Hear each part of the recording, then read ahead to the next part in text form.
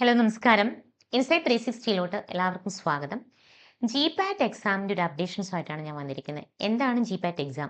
ആർക്കൊക്കെയാണ് ഈ ഒരു എക്സാം എഴുതാൻ പറ്റുക? പല കുട്ടികൾക്കും ഈ ജിപാറ്റ് എക്സാം എന്താണ്? ഇതിൻ്റെ അപ്ലിക്കേഷൻസ് എന്താണ്? ഏതൊക്കെ കോഴ്സുകൾക്ക് വേണ്ടിയിട്ടാണ് ഈ ഒരു ജിപാറ്റ് എക്സാം ക്രാക്ക് ചെയ്യേണ്ടത്? ഇതിനെക്കുറിച്ചെല്ലാം ഒത്തിരി കുട്ടികൾ നമ്മുടെ അടുത്ത് ഇതിൻ്റെ കൺസേൺ പറഞ്ഞതുകൊണ്ടാണ് ഈ ഒരു വീഡിയോ ഞാൻ ചെയ്യുന്നത്.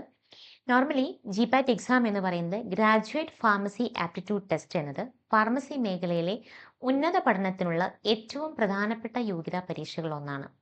ഇന്ത്യയിലെ ബിഫാം ബിരുദധാരികളെ ലക്ഷ്യമിട്ടിട്ടുള്ള ഈ ദേശീയ പരീക്ഷ വെറും ഒരു വിഷയപരമായ അറിവിനെ മാത്രമല്ല, വിദ്യാർത്ഥികളുടെ ആപ്റ്റിറ്റ്യൂഡിനെയും അവരുടെ തന്ത്രപരമായ ഒരു സമീപനത്തെയും പരീക്ഷിക്കുന്ന ഒന്നാണ്. ഈ ജിപാറ്റ് പരീക്ഷ എന്നത് ഫാർമസി വിദ്യാർത്ഥികൾക്ക് രാജ്യത്തെ മുൻനിര സ്ഥാപനങ്ങളിലേക്കും പ്രതിമാസ ഫെലോഷിപ്പും ലഭിക്കുന്നതിനായിട്ടുള്ള ഒരു എക്സാം കൂടിയാണിത്. 2026 ഈ ഒരു ലക്ഷ്യത്തിനായിട്ട് നിങ്ങൾ ഒരുങ്ങുമ്പോൾ 8 സെമസ്റ്ററുകളിലെ വിശാലമായ സിലബസിനെ എങ്ങനെ ഒരുമിപ്പിക്കണം, ഓരോ വിഷയത്തിനും എത്ര മുൻഗണന നൽകണം, സമയം എങ്ങനെ ഫലപ്രദമായിട്ട് വിനിയോഗിക്കണം എന്നതിനെക്കുറിച്ച് പലർക്കും ആശയക്കുഴപ്പം ഉണ്ടാകാം. ഇതിനെക്കുറിച്ച് നമുക്ക് ഡീറ്റെയിൽഡ് ആയിട്ട് തന്നെ നമുക്ക് ഈ ഒരു വീഡിയോയിലൂടെ നോക്കാം. എന്തൊക്കെയാണ് നമ്മൾ എങ്ങനെയൊക്കെയാണ് ട്രൈ ചെയ്യേണ്ടത് ഒരു എക്സാമിന് വേണ്ടിയിട്ട് എന്നുള്ളത്. നിങ്ങളുടെ വിദ്യാഭ്യാസ യാത്രയിലെ എല്ലാ എൻട്രൻസ് പരീക്ഷാ തയ്യാറെടുപ്പുകൾക്കും സ്കോളർഷിപ്പ് ആപ്ലിക്കേഷൻസുകൾക്കും അപേക്ഷാ നടപടികൾക്കും കരിയർ ഗൈഡൻസിനും ഇത്തരത്തിലുള്ള എല്ലാ ന്യൂ അപ്ഡേഷൻസിനായിട്ട് നിങ്ങളുടെ സ്വന്തം ഇൻസൈറ്റ് 360 മൊബൈൽ ആപ്പ് ഇപ്പോൾ തന്നെ നിങ്ങൾ ഡൗൺലോഡ് ചെയ്യൂ. സ്കോർ കാർഡ് വാലിഡിറ്റി എന്ന് പറഞ്ഞു കഴിഞ്ഞാൽ ജിപാറ്റ് സ്കോർ കാർഡിന്റെ വാലിഡിറ്റി 3 വർഷമാണ്. അതിനാൽ 3 വർഷത്തിൽ പരീക്ഷ എഴുതി യോഗ്യത നേടുന്നതിന് ഈ ഒരു എക്സാം പ്രയോജനകരമാണ്. അപ്പോൾ ജിപാറ്റ് പരീക്ഷ എഴുതേണ്ടതിന്റെ ആവശ്യകതയും അത് നൽകുന്ന നേട്ടങ്ങളും ഒരുപാടുണ്ട്. അത് നമുക്ക് ഡീറ്റെയിൽ ആയിട്ട് നോക്കാം. ഇന്ത്യയിൽ ഓരോ വർഷവും ഏകദേശം 5 ലക്ഷം വിദ്യാർത്ഥികളാണ് ഈ ബിഫാം ബിരുദം നേടുന്നത്. എന്നാൽ ജിപാറ്റ് പരീക്ഷയിലെ ഒരു 50,000 മുതൽ 60,000 കുട്ടികൾ മാത്രമേ ഇതിന് പങ്കെടുക്കുന്നുള്ളൂ എന്നതാണ് സത്യം. ഇനി ഉന്നത പഠനത്തിനുള്ള ഒരു അവസരമാണ് ഈ ഒരു എക്സാമിലൂടെ അവർക്ക് ലഭിക്കുന്നത്. അതായത് ജിപാറ്റ് യോഗ്യത നേടുന്നവർ വിദ്യാർത്ഥികൾക്ക് ഇന്ത്യയിലെ മുൻനിര സ്ഥാപനങ്ങൾ, അതായത് NIPR, അതുപോലെ തന്നെ ICT മുംബൈ, BHU, അതുപോലെ BIT എന്നിവിടങ്ങളിലെല്ലാം പ്രവേശനം ലഭിക്കാനായിട്ട് ഈ ഒരു എക്സാം അവരെ സഹായിക്കുന്നുണ്ട്. മികച്ച ഗവേഷണ സൗകര്യങ്ങളും അതത് മേഖലയിലെ വിദഗ്ധരായ സൂപ്പർവൈസർമാരുമായിട്ട് പ്രവർത്തിക്കാനായിട്ട് ഒരു അവസരം കൂടി ലഭിക്കുന്നുണ്ട്.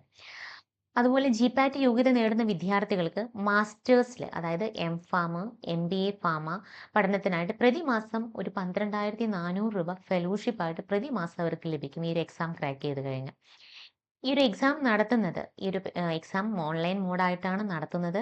ഇത് കണ്ടക്ടിംഗ് ബോഡി എന്ന് പറയുന്നത് national board of examination in medical science NBMS ആണ് നിലവിൽ ഈ പരീക്ഷ നടത്തുന്നത്. മുൻപ് ഇത് NT ആണ് നടത്തിയിരുന്നത്. അതിനു മുൻപ് AICT എന്നിവയാണ് ഇത് നടത്തിയിരുന്നത്.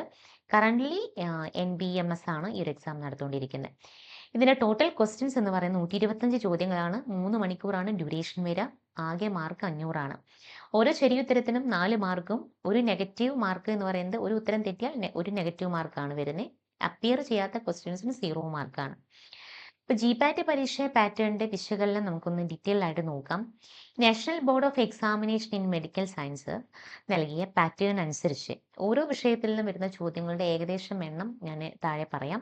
ഇതൊരു ടൈം ബൗണ്ട് എക്സാമിനേഷൻ ആണ്. അതാണ് ഈ ഒരു എക്സാമിന്റെ പ്രത്യേകത കൂടി. ടൈം ബൗണ്ട് സെക്ഷൻ എന്ന് പറയുമ്പോൾ ആകെ 125 ചോദ്യങ്ങൾ 5 വിഭാഗങ്ങളായിട്ട് തരംതിരിച്ചിട്ടുണ്ടാവും. ഓരോ വിഭാഗത്തിൽ നിന്നും 25 ചോദ്യങ്ങളാണ് ഉണ്ടാകുക. ഓരോ വിഭാഗത്തിന് ഉത്തരം നൽകാൻ 36 മിനിറ്റ് മാത്രമേ ലഭിക്കൂ. ഈ 36 മിനിറ്റ് കഴിഞ്ഞാൽ അടുത്ത വിഭാഗം സെക്ഷൻ നോർമലി അത് ഓപ്പൺ ആവും. അതിനാൽ ഈ 3 മണിക്കൂർ കൊണ്ട് 5 വ്യത്യസ്ത പരീക്ഷകൾ എഴുതുന്ന ഒരു സമീപനം നിങ്ങളിവിടെ ആവശ്യമാണ്. അത് പ്രിപ്പയർ ചെയ്തെടുക്കേണ്ടത് നിങ്ങളുടെ ആവശ്യമാണ്.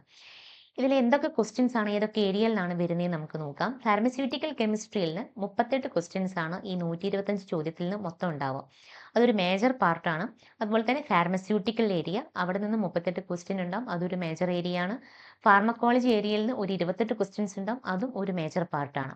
ദെൻ ഫാർമോഗോണോസി എന്ന് പറയുന്ന ഏരിയയിൽ നിന്ന് 10 ക്വസ്റ്റ്യൻസ്, അതുപോലെ തന്നെ മറ്റ് വിഷയങ്ങളിൽ നിന്ന് ഒരു 11 ക്വസ്റ്റ്യൻസ് ഉണ്ടാവും. ഈ 2 ഏരിയ മൈനർ പാർട്ടിൽ നിന്ന് വരുന്ന ക്വസ്റ്റ്യൻസ് ആയിരിക്കും. ഈ ഒരു എക്സാം തയ്യാറെടുപ്പിന് 3 പ്രധാന ഘട്ടങ്ങളായിട്ട് തിരിച്ച് ഓരോ ഘട്ടത്തിലും ചെയ്യേണ്ട കാര്യങ്ങൾ എന്തൊക്കെയാണെന്ന് നമുക്ക് ഡീറ്റെയിൽ ആയിട്ട് നോക്കാം. ആദ്യത്തെ ഒരു ഫൗണ്ടേഷൻ ഫേസിൽ നിങ്ങൾ ഫസ്റ്റ് ഒരു 21 ഡേയ്സിൽ ഒരു 2-3 മണിക്കൂർ നിങ്ങൾ നിങ്ങളുടെ സെൽഫ് കോൺഫിഡൻസ് കൂട്ടാനായിട്ട് ചെയ്യേണ്ടതെന്ന് പറഞ്ഞാൽ ഫാർമക്കോളജി ക്ലാസിഫിക്കേഷൻ എല്ലാ ദിവസവും ഒരു 21 ഡേയ്സ് തുടർച്ചയായിട്ട് അങ്ങ് ഫാർമക്കോളജിയുടെ ക്ലാസിഫിക്കേഷൻ മാത്രം വായിച്ചുകൊണ്ടിരിക്കുക. അത് എഴുതി നോക്കുക. ഒരു 21 ദിവസത്തിനുള്ളിൽ ഫാർമക്കോളജിയുടെ ഒരു 70% ഒരു നിങ്ങൾക്ക് ബേസ് സ്ട്രോങ് ആയിരിക്കും നിങ്ങളുടെ. ദെൻ ഓർഗാനിക് കെമിസ്ട്രി ബേസിക്, അതായത് ഇലക്ട്രോനെഗറ്റീവ് അല്ലെങ്കിൽ IUPAC നാമകരണം, അതുപോലെ കൈറൽ സംയുക്തങ്ങൾ, ഹൈബ്രിഡേഷൻ, അതുപോലെ തന്നെ ഇൻഡക്റ്റീവ് എഫക്റ്റ് എന്നിവ പോലെയുള്ള അടിസ്ഥാന കാര്യങ്ങൾ മാത്രം പഠിക്കുക. ദെൻ ഫേസ് 2 നിങ്ങൾ കൺസെപ്റ്റ് ഒന്നുകൂടി ബൂസ്റ്റ് ചെയ്യാനായിട്ട് അടുത്ത ഒരു 45 ഡേയ്സ് നിങ്ങൾ എടുക്കുക. ഒരു 2-3 മണിക്കൂർ നിങ്ങൾ മേജർ വിഷയങ്ങൾക്ക് മാത്രം പഠിക്കുക. അതായത് human anatomy, physiology, pharmaceutical technology, tablet, capsule related ആയിട്ടുള്ള കാര്യങ്ങൾ, ഫാർമസ്യൂട്ടിക്കൽ അനാലിസിസ്, ഓർഗാനിക്കൽ കെമിസ്ട്രി, ഫാർമക്കോളജി, ഇതിനെ റിലേറ്റഡ് ആയിട്ട് മാത്രം ഒരു 5 ദിവസം പഠിച്ചിട്ട് ലാസ്റ്റ് സാറ്റർഡേ സൺഡേ മൊത്തം ഇതിൻ്റെ ഒരു റിവിഷൻ നിങ്ങൾ അറ്റൻഡ് ചെയ്യുക.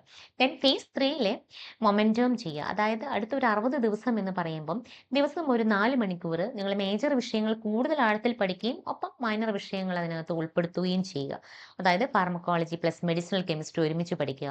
ഫാർമസ്യൂട്ടിക്കൽ എന്ന വിഷയത്തിൽ നിങ്ങൾ ഫിസിക്കൽ അതുപോലെ തന്നെ ഫാർമസി, എഞ്ചിനീയറിംഗ് തുടങ്ങിയ ഉൾപ്പെടുത്തുക. ഫാർമോഗൊണോസി, ബയോ കെമിസ്ട്രി എന്നിവ പഠിക്കുക. വെള്ളിയാഴ്ച വീണ്ടും ഫാർമക്കോളജി, ഫാർമസ്യൂട്ടിക് എന്നിവ സംയുക്തമായിട്ട് പഠിക്കുക.